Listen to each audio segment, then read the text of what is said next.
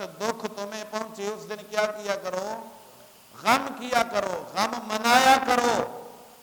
تو بالکل صحیح بات ہے، اگر پروردگار کا حکم ہے کہ غم منایا کرو تو پھر تو غم منانا چاہیے۔ لیکن جب ہم اللہ کا حکم دیکھتے ہیں تو وہ تو اس کے برعکس ہے، اس کے برعکس ہے۔ پروردگار فرماتا ہے جب تمہیں کوئی صدمہ تکلیف پہنچے تو غم نہ کیا کرو، جو غم پہنچی اس کو بھی نکالنے کی کوشش کیا کرو۔ کیا کرو؟ غم ختم کرو، دکھ تکلیف کو ختم کرو، اللہ کی رضا پر صابر ہو جاؤ۔ الذین اذا اصابتہم مصیبہ، جب تمہیں کوئی دکھ تکلیف مصیبت پہنچ جائے واویلا نہ کیا کرو، بلکہ صرف یوں کہہ دیا کرو انا للہ و انا الیہ راجعون، ہم اللہ کے لیے ہیں، یہ جانے والا بھی اللہ کے لیے ہے اور ہم اللہ کی طرف ہی لوٹنے والے ہیں۔ تو سید عالم نور مجسم صلی اللہ علیہ وبارک وسلم اگرچہ 12 کو اس دنیا سے تشریف لے کے گئے، یقیناً غم کا دن ہے، صحابہ کرام کو غم لاحق بھی ہوا، جو ایک طبیعت کا تقاضا ہے اور فطرت کا جو تقاضا ہے اور بشری تقاضا ہے، اس تقاضے کے مطابق صحابہ کرام کی جو حالت ہے وہ نڈھال ہو گئی، چل نہیں سکتے تھے، حتیٰ کہ فاروق اعظم کی یہ حالت ہو گئی، فاروق اعظم نے تو تلوار پکڑ لی، باہر نکل پڑے، فرمایا خبردار کوئی اگر یہ کہے گا یہ حضور فوت ہو گئے، حضور نے وصال کیا، کہنے لگے میں اس کی گردن اتار دوں گا، سر قلم کر دوں گا، یہ حالت ہو گئی۔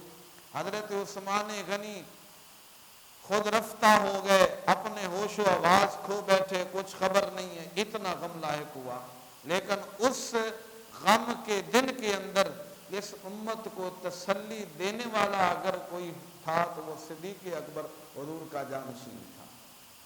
میرے صدیق اکبر رضی اللہ تعالی عنہ نے ان صحابہ کرام کے غم زدہ دلوں کو حوصلہ دیا، حضرت فاروق اعظم کو حوصلہ دیا، عثمان غنی کو حوصلہ دیا، آیت کریمہ پڑھی وما محمد الا رسول قد خلت من قبلہ الرسل، اے لوگو اللہ فرماتا ہے محمد اللہ کے رسول ہیں اور حضور سے پہلے جتنے بھی انبیاء جلوہ گر ہوئے وہ سارے پردہ فرما کے چلے گئے، کیا حضور بھی اگر پردہ فرما جائیں تو کیا اسلام سے پھر جاؤ گے؟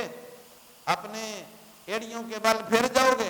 ایسا نہیں ہے، حضور نے جو تمہیں اللہ کا پیغام پہنچانا تھا پہنچا دیا، وہ اپنے پروردگار کی بارگاہ میں حاضر ہو گئے، لہذا استقامت اختیار کرو۔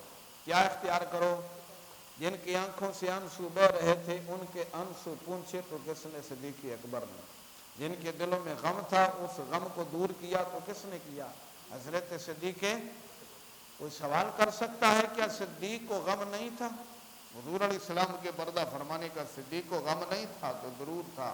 صدیق اکبر کو حجۃ الوداع کا جب موقع تھا حضور علیہ السلام نے فرمایا اللہ نے اپنے ایک بندے کو اختیار دیا ہے، چاہے تو دنیا میں رہے چاہے تو میرے پاس آ جائے، اس بندے نے اپنے رب کے پاس جانے کو اختیار فرمایا۔ سبھی خاموش ہیں لیکن صدیق کی آنکھوں سے آنسو جاری ہو گئے۔ صحابہ کہتے ہیں اس بوڑھے آدمی کو کیا ہو گیا؟ حضور نے تو ایک آدمی کے بات کی ہے لیکن یہ رونا شروع ہو گئے، اسے کیا ہوا؟ لیکن کہتے ہیں صدیق اکبر ہم سب سے بڑے عالم تھے، صدیق اکبر ہم سب سے کیا تھے؟ بڑے عالم تھے۔ یہ راز یہ بھید ہم کو بعد میں معلوم ہوا کہ جس بندے کی حضور نے بات کی ہے وہ حضور کی اپنی ذات ہی تو تھی، کوئی اور تو نہیں تھا۔ اللہ اگر اختیار دیتا ہے تو اپنے حبیب کو دیتا ہے، کسی اور کو اختیار۔ اب صدیق کی آنکھوں سے آنسو جاری ہوتے ہیں، میرے مصطفیٰ فرماتے ہیں اے صدیق آج یہ آنکھ رو لے، توجہ کرنا، آج یہ آنکھ رو لے۔ سنن کی کتب میں یہ روایت آئی ہے، اے صدیق آج یہ آنکھ رو لے لیکن پھر کبھی نہ رونا، پھر کبھی نہ رونا، آج یہ آنکھ رو لے۔ مصطفیٰ کے رازوں کو سمجھنے والے تھے صدیق اکبر، مصطفیٰ نے ایک راز کی طرف اشارہ کر دیا، صدیق آج تم رو لو لیکن ایک وقت آنے والا ہے جب میں نے دنیا سے پردہ فرمانا ہے تو یہ سب کی آنکھیں روئیں گی لیکن اس وقت تم نہ رونا، اگر تم بھی رونا شروع ہو جائے گے تو ان روتوں کو چپ کون کرائے گا؟ ان غم زدہ دلوں کو حوصلہ کون دے گا؟ اس لیے صدیق آج تو رو لے لیکن اس وقت نہ رونا. تو صدیق کو بھی تھا، ظاہر بات ہے صدیق سے اس کا محبوب جدا ہوا. ایک بشریت کا تقاضا ہے، طبیعت کا تقاضا ہے، فطرت کا تقاضا ہے. جب کوئی تکلیف مصیبت پہنچتی ہے تو انسان کو اس کا غم لاحق ہوتا ہے اور اس کے آثار بھی ظاہر ہوتے ہیں. اب دو باتیں ہیں. ایک ہے غم کا پیدا ہو جانا، غم کا بغیر کسی ارادے اور بغیر کسی اختیار کے خود بخود غم کا پیدا ہو جانا. قرآن سبھی پڑھ لیتے ہیں، یہ اللہ کا فضل ہوتا ہے قرآن مجید کو سمجھنا. اب سمجھ لیں قرآن مجید کی آیت کریمہ. ایک ہے صدمے تکلیف مصیبت کے اوپر غم کا بے اختیار پیدا ہو جانا، بغیر کسی ارادے کے غم کا پیدا ہو جانا. اور ایک ہے غم کا منانا، اس غم کا اظہار کرنا. یہ طبیعت اور بشریت کا تقاضا ہے. جب دکھ مصیبت پہنچتی ہے نا تو غم پیدا ہو جاتا ہے بشریت اور فطرت کے تقاضے کے مطابق، لیکن اللہ نے اس غم کے منانے کا حکم نہیں دیا. اس غم کے منانے کا حکم ہے اللہ حکم کرتا ہے جو بشری اور فطری تقاضے کے مطابق جو غم لاحق ہو گیا، جو تمہیں یہ حزن لاحق ہو گیا، اس کو ختم کرنے کی کوشش کرو. کیا کرو؟ حتیٰ کہ اگر کوئی فوت ہو جاتا ہے نا تو شریعت کا یہ حکم ہے تیسرے دن لازمی ہے، ضروری ہے کہ تم اٹھ جاؤ، یہ غم والی کیفیت ختم کر دو. اگر کرنا بھی چاہتے ہو تو 3 دن تک تمہیں اجازت ہے، لیکن اس میں واہ ویلا اور رونا شونا نہیں ہے. صرف وہ حالت اگر تمہاری بدل جائے تو اس میں اجازت ہے، لیکن 3 دن سے زیادہ، سب سے زیادہ لمبا سوگ اور غم، یہ پہلے بھی میں نے آپ کو بتایا، اس عورت کے لیے ہے جس کا شوہر فوت ہو جائے. اس کے سوا کسی کے لیے غم کرنا جائز ہے. یہ قرآن مجید ہے. اربعۃ اشہر و عشرہ، 4 مہینے 10 دن. اللہ فرماتا ہے، دوسرا پارہ ہے، فرمایا وہ عورت اپنے شوہر کا سوگ کرے، غم کرے جس کا شوہر کیا ہو جائے، فوت ہو جائے. اس کے علاوہ کسی کا غم کرنا جائز ہے.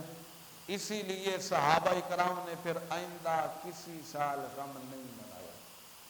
آئندہ سال 12 ربیع الاول کو حضور کا غم، کیونکہ اللہ نے حکم دے دیا جو دکھ تکلیف مصیبت تمہیں پہنچے اس پر صابر بن جایا کرو، غم منایا نہ کرو. تو معلوم ہوا کوئی دکھ تکلیف مصیبت پہنچے تو جو غم ہوتا ہے اس کو نکالنے کی کوشش کرنا یہ اللہ کا حکم ہے، منانے کا پروردگار نے حکم ہے.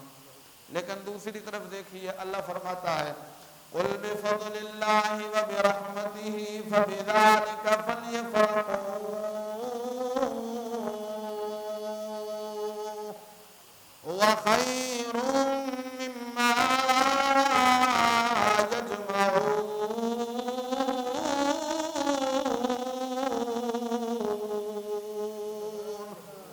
پروردگار فرماتا ہے اے لوگو جب تمہیں اللہ کا فضل پہنچے، اللہ کی رحمت پہنچے، فَبِذَلِكَ فَلْيَفْرَحُوا، اس اللہ کے فضل کے پہنچنے پر، اللہ کی نعمت کے پہنچنے پر فَلْيَفْرَحُوا، خوشی منایا کرو. ہوا خیر مما یجمعون، جو کچھ تم جمع کرتے ہو، یہ مال اسباب، یہ متاع دنیا، ان ساری چیزوں سے اللہ کے فضل اور نعمت پر خوشی کرنا سب سے بہترین ہے. خیر، یہ سب سے کیا ہے؟ اچھا دوست ملے اللہ کی نعمت، اچھی سواری ملے اللہ کی، اچھا مکان ملے اللہ کی نعمت، صحابہ کرام اللہ کی، قرآن اللہ کی، اسلام اللہ کی، اور حضور علیہ السلام اللہ کی. کیونکہ حضور آئے تو اسلام ملا. اگر حضور علیہ السلام جلوہ کرنا ہوتے تو ہمیں اسلام کہاں سے ملتا؟ اگر اسلام نعمت تو جس کے صدقے سے اسلام ملا وہ بھی اللہ تعالیٰ کی نعمت.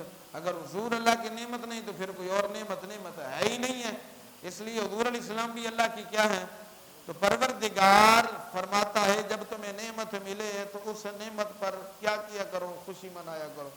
بولو کیا کیا کرو؟ معلوم ہوا نبی علیہ السلام اللہ کی نعمت، اور اس نعمت کے ملنے پر خوشی کا اظہار کرنا یہ اللہ کا حکم ہے. اللہ کا کیا ہے؟ اس لیے ہم 12 ربیع الاول کو حضور کی آمد کی خوشی تو مناتے ہیں، لیکن غم نہیں کرتے. اگرچہ وصال والوں کو فرمایا لیکن غم کا حکم نہیں ہے. خوشی منانے کا اللہ نے کیا دیا ہے؟ ہاں پورے چیلنج سے میں عرض کر رہا ہوں. کوئی دکھا دے قرآن سے حدیث سے، کوئی ضعیف سے ضعیف بات دکھا دے قرآن پاک کی آیت کریمہ یا حدیث پاک جس میں غم منانے کا حکم ہو تو پھر غم منانا چاہیے. لیکن غم منانے کا حکم، لیکن خوشی منانے کا پروردگار نے کیا دیا ہے؟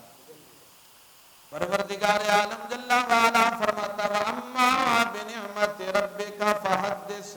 فرمایا اللہ کی نعمت پر، اللہ کی نعمت پر چرچا کیا کرو. اللہ کی نعمت ملنے پر کیا کیا کرو؟ چرچا کیا کرو. معلوم ہوا نبی علیہ الصلوۃ والتسلیم کی جلوہ گری پروردگار کی سب سے بڑی نعمت، لہذا گلی گلی کوچا کوچا نگر نگر میرے آقا کریم صلی اللہ علیہ وسلم کا تذکرہ کرنا یہ قرآن مجید کا حکم مبارک ہے. حضرات محترم توجہ کرنا، جو لوگ کہتے ہیں کیا حضور نے اپنا میلاد منایا یا صحابہ نے حضور کا میلاد منایا، رب کعبہ کی قسمیں ہاں حضور نے بھی میلاد منایا، صحابہ نے بھی میلاد منایا. یہ میری خوش اعتقادی نہیں یا رسمی میری باتیں نہ سمجھنا. میں صرف آپ کے سامنے قرآن حدیث صحابہ کا عملی پیش کروں گا. نبی اکرم صلی اللہ علیہ وسلم ہر پیر کو روزہ رکھا کرتے تھے. میرے آقا کریم علیہ السلام سے جب پوچھا گیا یا رسول اللہ پیر کے دن کا روزہ کیوں رکھتے ہیں، میرے آقا نے فرمایا یوم ولدت، اس لیے میں پیر کے دن کا روزہ رکھتا ہوں اس لیے کہ اس میں میرا میلاد ہوا. میلاد اس میں میری پیدائش ہے. پیر کے دن کیا ہے؟ پیر کے دن میری پیدائش، اور پیر کے دن ہی پروردگار نے مجھ پر وحی کا نزول فرمایا.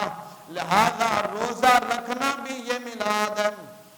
ویسے ایک کوڑی گالی میں کر دیا اج سانو لڈو کھان والیاں تے جناب خوشیاں یاد ہوندیاں نے ملاد والیاں لنگر والیاں، بلکہ ہن پسند ہی اس محفل تے کردے نے جانا جتھے سب تو پہلے پوچھدے نے کوئی لنگر شنگر دا انتظام ہے.